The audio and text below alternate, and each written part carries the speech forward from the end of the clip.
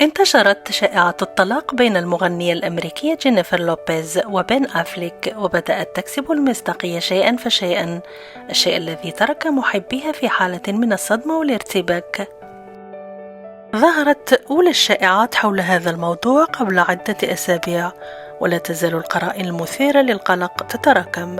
بدأ كل شيء عندما شوهد بين أفليك بدون خاتم زواجه في شوارع لوس أنجلوس، وهي التفاصيل التي لم تغب عن أعين المعجبين. وبعد فترة وجيزة أحدثت جينيفر لوبيز ضجة كبيرة في حفل ميد غالا عندما ظهرت بمفردها دون زوجها بجانبها، وكان الإعلان في بداية شهر يونيو عن بيع منزلهم في بيفرلي هيلز بمثابة الضربة القاضية. ورغم استمرار شائعات الطلاق، لم يصرح أي منهما أو يوضح ما إذا كان ما يتم تداوله صحيحا أم لا.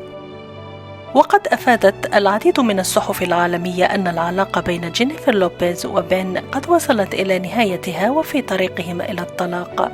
وحسب المصادر الصحفية أيضا، فإن جينيفر تميل إلى السيطرة والتحكم في بين، مما جعل هذا الأخير يتخذ قرار الانفصال رغم توسلات جينيفر لوبيز بأن يمنح لزواجهما فرصة ثانية.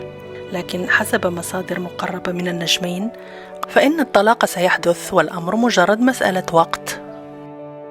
وإلى جانب المصادر التي تؤكد انفصال النجمين، كانت مصادر أخرى تنفي هذه الشائعات وتقول بأن جينيفر وبين لا يظهران سويا كثيرا الأسابيع الأخيرة لانشغالهما بأعمالهما. فجينيفر تحضر للجولة الغنائية التي ستنطلق من أورلاندو، وبفيلمها أطلس الذي سيعرض على منصات نتفليكس قريبا. وبين أفليك مشغول من جهته بتصوير مشاهد فيلم The Accountant 2 المحاسب 2.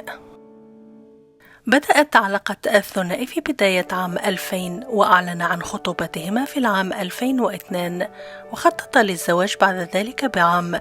لكن قبل 3 أيام من الحفل أجل الأمر بحجة التركيز الإعلامي الكبير عليهما. وفي عام 2004 انفصل وتزوج أفليك من جينيفر غارنر، وأنجب منها 3 أطفال، وتطلق في العام 2018. وفي العام 2021 عاد النجمين إلى بعضهما من جديد، وتزوج في شهر يوليو من العام 2022. فهل يا ترى ستعود الحياة إلى مجاريها بين جينيفر وبين، أم أن الطلاق هو النهاية الحتمية لعلاقتهما؟